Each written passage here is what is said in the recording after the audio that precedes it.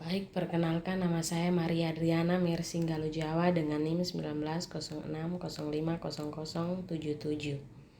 Berikut saya akan menjelaskan tentang toraks dan abdomen. Berikut bisa dilihat gambar letak toraks dan abdomen. Toraks merupakan bagian tengah tubuh serangga dan memegang kepala, kaki, sayap, dan perut.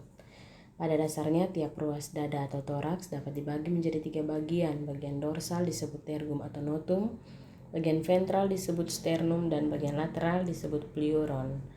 Sklerit yang terdapat pada sternum dinamakan sternit,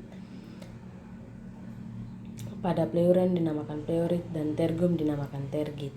Pada serangga bersayap, sayap timbul pada segmen mesotoraks dan metatoraks, dan secara kolektif dua segmen ini disebut juga sebagai pterotoraks.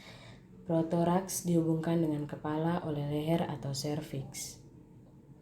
3 bagian toraks. Yang pertama, segmen toraks depan atau protoraks, bagian depan dari toraks dan sebagai tempat atau dudukan bagi sepasang tungkai depan.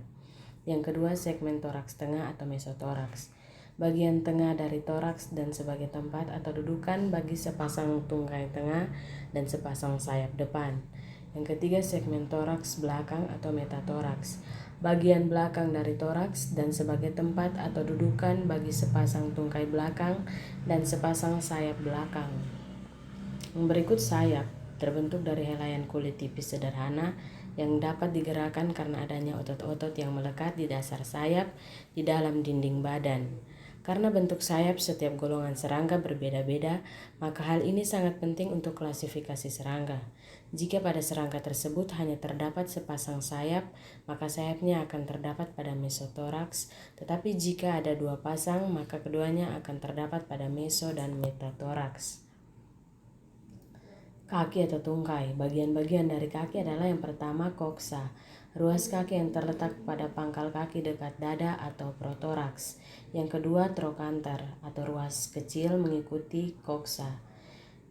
Berikut femur, merupakan ruas kaki yang paling besar. Berikutnya tibia sama panjang dengan femur tapi lebih langsing atau ramping.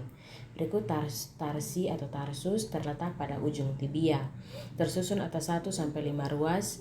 Pada ujungnya terdapat 1 atau 2 kuku.